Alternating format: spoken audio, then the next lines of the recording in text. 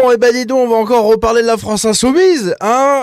Là, c'est un espèce de truc. Ils sont en roue libre totale. Mais alors, quand je vous dis total, entre un maire de la France Insoumise qui se met à hisser haut et fort le drapeau de la Palestine, alors même qu'il se fait reprendre par la justice, carrément par le préfet, qui l'oblige à retirer son drapeau puisqu'il n'a pas écouté les demandes qu'on lui a fait avant. On a Bali Bagayoko qui, ça y est, rétropédale à fond sur son programme et au final, eh bien, il n'y aura pas du tout de gratuité pour tous, il n'y aura pas de police désarmée, il n'y aura rien du tout, vous irez bien vous faire voir. C'est assez lunaire. On a Léaumont qui parle de Magikarp, ça j'en parlerai pas parce que le copain Nosferatu en a déjà fait une vidéo, donc je vais pas refaire la même, mais allez la voir si jamais vous voulez rigoler. Il a parlé de Pokémon à l'Assemblée nationale, ça vole haut. Et encore, on n'a pas tout vu. On va parler de Manuel Bompard, d'Emma Fourreau, bref, la France Insoumise en roue libre totale, c'est maintenant.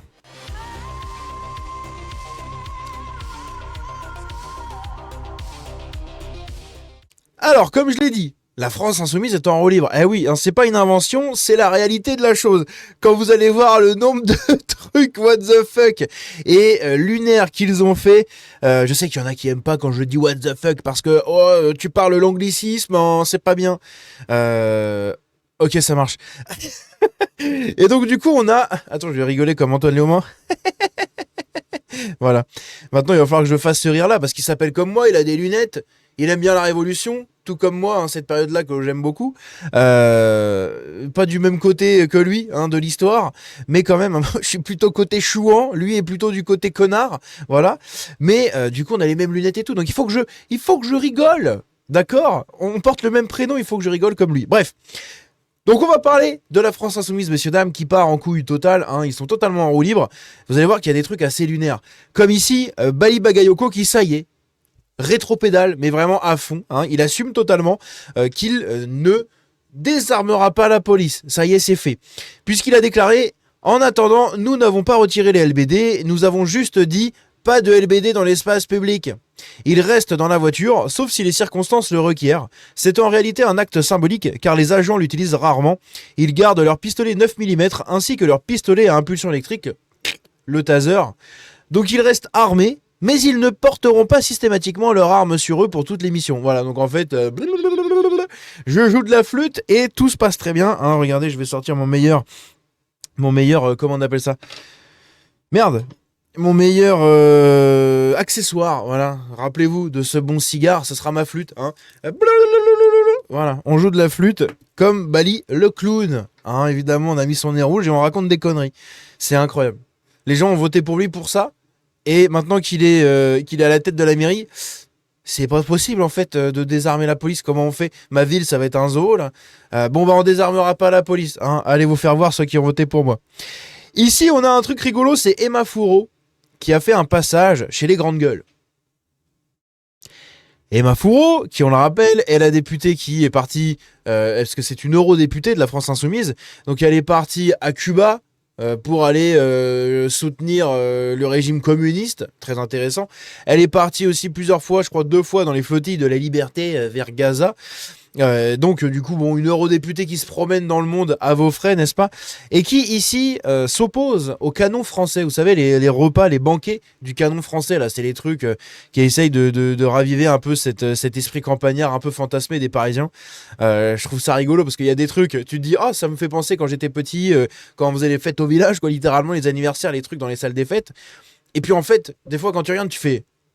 Oh là, c'est quand même un peu très bobo, hein. C'est quand même la vision parisiano-centrée de la campagne. Hein. C'est-à-dire qu'ils font des trucs que même moi qui suis un vrai campagnard, vraiment tout ce que vous voulez, j'ai jamais vu ça. Donc c'est un peu curieux, le truc du canon français, mais ça a au moins le mérite de faire de la bonne bouffe et de bien manger et d'être un truc qui marche et que ça fait plaisir aux gens. Les gens se retrouvent, on célèbre la France, eh bien allez-y, célébrons la France. Mais les députés LFI n'aiment pas ça, et Emma Fourreau non plus, donc on va écouter ce qu'elle a dit chez les grandes gueules.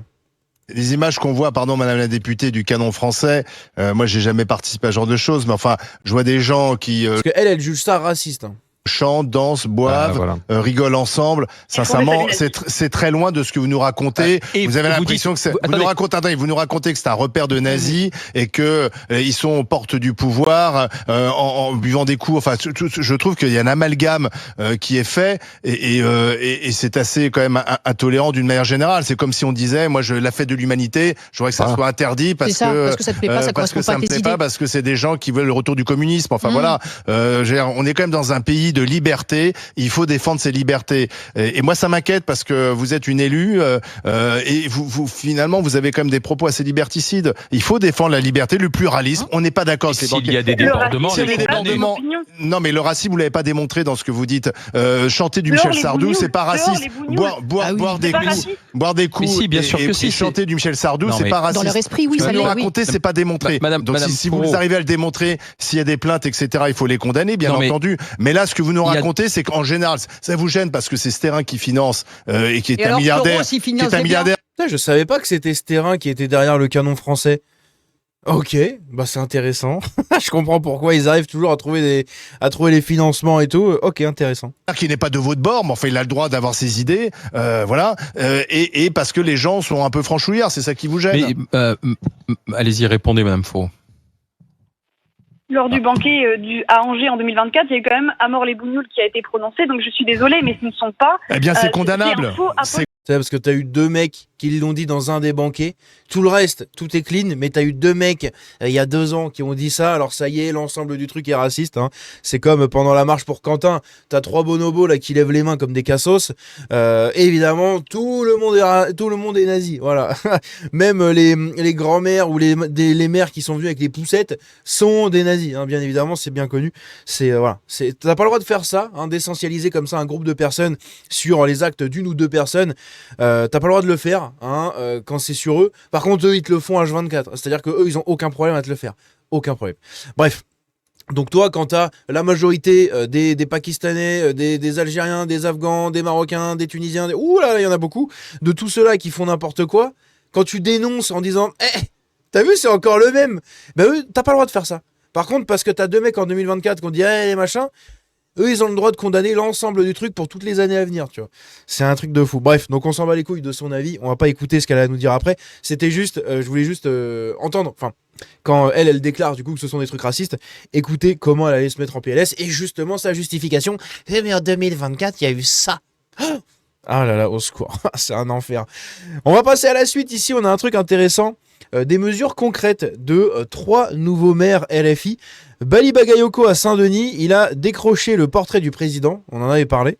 L'augmentation des indemnités, voilà, il a augmenté ses indemnités. On a Guiraud à Roubaix qui a illuminé la mairie aux couleurs de la Palestine. Ça, je savais pas, c'est intéressant. Et il s'est augmenté les indemnités aussi. Et on a Ali Douara à la Courneuve qui a fait hisser le drapeau palestinien sur le fronton de la mairie. Voilà, c'est à peu près les grosses mesures que ces maires ont entrepris depuis leur début de mandat. Voilà. Le reste, je sais pas. Ils n'ont pas l'air de faire grand-chose. Ali Douara, il est plus sur les réseaux que dans sa mairie, j'ai l'impression. Guiraud, je pense qu'il doit être en train de lécher des babouches H24, donc la mairie, il en a rien à foutre. Et Bali Bagayoko, c'est pareil, hein, il est plus sur les médias à se faire passer pour le nouveau Obama dans sa tête que qu'à travailler, en fait, tout simplement. Ici, on a un truc intéressant, c'est Paul Vanier, donc, qui nous explique le processus de désignation interne du candidat de la France Insoumise à la présidentielle, où je vais vous lire juste le résumé, hein, parce que le clip en entier n'est pas vraiment très intéressant, mais on va écouter du coup ça. On a toute une procédure de désignation. Ce sera une procédure de la coordination des espaces de la France Insoumise qui sera présentée devant l'intergroupe. C'est-à-dire la réunion de tous nos députés, de nos eurodéputés et de nos maires, qui seront membres de ce collège d'une centaine de personnes qui feront un choix. Ce choix sera soumis à un plébiscite populaire. Il faudra 150 000 personnes qui, sur une plateforme, valideront notre candidature pour que nous ayons un candidat à l'élection présidentielle. C'est un processus en plusieurs étapes, avec plusieurs niveaux de validation, et c'est une procédure ouverte, collégiale et collective. Voilà un peu comment ils vont faire. Alors c'est très curieux, parce que moi je suis en train de me dire, mais c'est Mélenchon le candidat. Qu'est-ce qu'ils vont faire? Je sais pas, c'est très curieux. Moi je vous donne l'info, vous en faites ce que vous voulez, écoutez, hein. Je ne suis pas devin encore, pas encore, ça ne saurait tarder, mais je ne suis pas devin. Je vais mourir. Ali Douara qui annonce qu'il va hisser le drapeau palestinien sur la mairie. Bon, il l'a fait. Hein, on a même la vidéo parce qu'il s'est filmé en le faisant parce qu'il en est fier. Tu comprends? Et justement, la vidéo, elle est ici. On le voit. Je vais pas vous mettre la musique parce que la musique qui est derrière, bon, j'ai pas envie d'écouter. Mais voilà, vous voyez marcher comme ça. Il est fier. Hein. Il s'affiche et il accroche le drapeau à côté du drapeau français. Et voilà. Et le drapeau flotte. Et les 2-3 pulls à pisse en bas sont contents. Et voilà, c'est tout. Magnifique. C'est ça, hein, les maires pour qui ces gens ont voté. Hein. C'est un bonheur. Mais vraiment un bonheur. Mélenchon qui tacle Bardella à propos de Maria Carolina. Écoutez ce qu'il dit, lui. On passait à côté de cette expérience. Et ceux qui croient qu'il suffira à M. Bardella d'aller dans les 3 Siciles pour que ça règle son problème et que ça le rende plus intéressant, se méprennent sur le peuple français. Se méprennent sur qui est le peuple français. La longue histoire qui vit dans chaque tête. On passait à côté de cette expérience. C'est... je pense qu'il a la rage. Ah, il a la rage parce que lui, il aurait bien, je pense, aimé sauter des princesses, tu sais, Jasmine. Lui, il est plutôt côté Jasmine que côté Cendrillon. Tu vois le délire, hein, il est beaucoup plus côté Jasmine, Pocahontas. Hein, c'est un peu plus ce genre de truc qui l'excite, notre bon Mélenchon. Donc je pense qu'il a le seum. Que lui, ce qu'il se tape... bon voilà, c'est pas trop des princesses, quoi. Hein, on n'est pas trop dans le mythe de la princesse. Ah, il a dû baver sur Jasmine, mais il a jamais tapé Jasmine. Hein. Ah non, jamais. Bref, on a quoi d'autre ici? On a Bali Bagayoko qui va mentir, hein, va revenir sur son programme, notamment, je crois que c'était le tout gratuit. Écoutez ça. On a une première question qui vient tout d'abord des commentaires TikTok qui te demande quand vas-tu nous promettre installer le vélo gratuit que tu nous as promis. Et un vélo pour tous les collégiens de 3e. Clairement, alors ça c'est plus pour les... Alors le vélo gratuit c'est un dispositif qui fait partie du bouquet pouvoir d'achat et donc l'objectif c'est la gratuité pour les élèves de 3e. Nous avons d'ailleurs eu une rencontre avec la direction des finances et puis le directeur général des services pour justement regarder l'enveloppe financière qui doit être dégagée pour cela. Et nous espérons, nous mettons tout en œuvre pour faire en sorte qu'à la fin de l'année scolaire, nous puissions au moins traiter la première cohorte de 3e qui sortent en fin de compte de l'école. Et donc, du coup, il y aura une proposition qui, je l'espère, pourra être faite à la fin du mois, fin de l'année en fait scolaire. Donc, pour les 3e, j'insiste bien. Donc, si d'aventure la situation était un peu plus compliquée que cela, donc on proposera un décalage, mais on aura l'occasion de préciser. Mais l'ambition, c'est d'essayer de faire ce test-là pour les 3e en fin d'année scolaire. Bon, alors j'espère que vous avez bien compris. En gros, bah non, mais on va pas mettre gratuit. Voilà, il a essayé d'embrouiller un peu les gens. Oui, mais on va le faire, mais on va pas le faire, on va le faire, on va pas le faire. On va le faire, mais ça sera compliqué de le faire. Mais je pense qu'on va quand même le faire. On va quand même essayer de le faire, de pas le faire, de le faire, de pas le faire. Bon, hein, le résultat du truc, c'est qu'en fait, c'est toujours pas fait et que c'est loin d'être fait. Voilà, que ça sera pas fait demain la veille, hein, n'est-ce pas? C'est lunaire. Voilà, le petit Papa Noël Bali Bagayoko, qui au final n'est plus trop petit Papa Noël, hein, puisque on attend toujours la gratuité à Saint-Denis. Moi aussi, je vais venir vivre à Saint-Denis pour le tout gratuit dans ce paradis communiste, hein, magnifique. Ici, on a un autre membre de la mairie de Saint-Denis. On va écouter ce qu'il a à nous dire. Donc bon, on va passer les musiques, hein les musiques qui sentent bon. Les palmiers, les dattes et le désert, hein, et les bâtiments à la française sur la côte algérienne. Bonjour à toutes et tous, en direct de la Courneuve. Voilà ce que c'est une mairie insoumise. Ah mais le son est trop fort en fait, c'est chiant. Putain. Place à Caroline Yadan. Ouais, bon bref, en gros, il va parler de Caroline Yadan parce qu'en gros, le drapeau palestinien a été hissé sur la mairie de la Courneuve en réponse à la loi Yadan. On en a parlé dans une précédente vidéo. D'ailleurs, je vous l'avais mis en commentaire épinglé quand j'ai eu l'info. Mais la loi a été rejetée. Le gouvernement va revenir sur cette loi et va reproposer une nouvelle loi en juin. Voilà. Ici, on a Manuel Bompard qui nous dit que personne ne joue avec l'antisème à LFI. Comment ça, personne ne joue avec ça? Tous les propos de David Guiraud, Rima Hassan, comment il s'appelle, Louis Boyard aussi pour certains, lui aussi, comment il s'appelle, Thomas Porte, etc. Hein, c'est des gens de la France Insoumise pourtant. Et pareil pour Raphaël Arnaud, pareil. Pourquoi vous continuez à jouer à la marge? Mais je joue avec rien, moi. Pas vous, je parlais de Mais votre personne parti à la France et Insoumise les élus de ne votre joue. parti. Non, on ne joue pas. Et personne à la France Insoumise ne joue avec l'antisémitisme. Pourquoi Il a vraiment une tête de demeuré lui aussi, putain, c'est incroyable. Bon, Céleste, je répète quand même qu'il est un terme sur les réseaux sociaux désigné de façon péjorative. Non, pas dans la bouche de David Guiraud, mais si vous voulez, on peut reprendre chaque propos, essayer de le déformer pour essayer d'accréditer une thèse qui est que la France Non, mais là, il ne insoumise... s'agit pas de reprendre justement chaque propos. Madame, si c'est exactement ce que vous êtes en train de faire, vous m'avez interrogé déjà sur 3 propos sortis de leur contexte pour essayer de faire croire que j'aurais quelque ambiguïté que ce soit avec l'antisémitisme. Je vais vous dire une chose très simple. Je ne parlais pas tout. De la France insoumise. Je vais vous dire une chose très simple. Pourquoi vous continuez? C'est... menteur. Il a vraiment une tête, je sais pas. J'aimerais bien savoir ce qu'il y a dans sa tête, en vrai. Je suis très curieux de voir la taille du néant absolu qu'on peut y déceler. À côté de ça, on a notre bon Bali Bagayoko qui exprime avoir un mépris total pour Jordan Bardella et pense qu'Eric Ciotti est un mytho. Voilà. On va écouter ce qu'il a à nous dire là-dessus. Dans l'émission, on le rappelle, de Jean Massier. Alors Jean Massier, la neutralité idéologique, nous sommes une plateforme d'information, le CNC, donnez-nous notre argent, et il fait intervenir que des gens comme ça, dont Bali Bagayoko. Intéressant. Pourquoi il n'y a jamais Jordan Bardella qui est intervenu dans ton émission, l'ami? Hein? Ou Marine Le Pen? Toujours été, et on l'a vérifié dans les résultats des élections municipales, toujours été en fait premier de cordée contre l'extrême droite. L'extrême droite a toujours régressé chez nous, et l'extrême droite n'a pas sa place, combien même Jordan Bardella se gargarise d'avoir grandi dans un quartier, notamment le quartier Gabriel-Péri.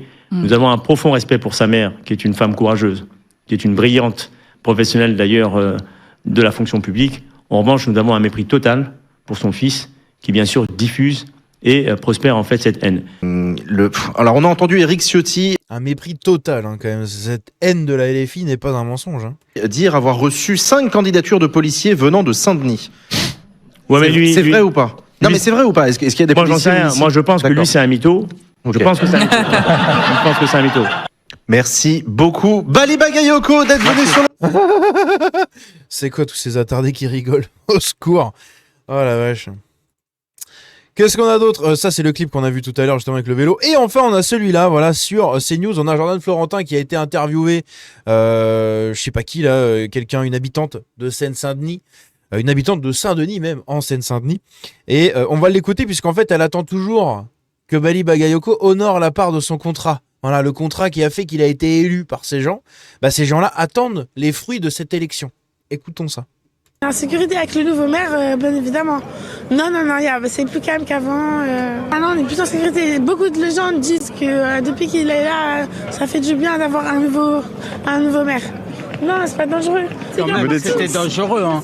Qu'il y avait des gens avec des couteaux, quand même. C'est comme Porte de la Chapelle, il y a comme partout. Quand même, cette semaine, à côté de Franprix, avec un couteau, c'est un mec, ils l'ont planté ici sur le pied, là.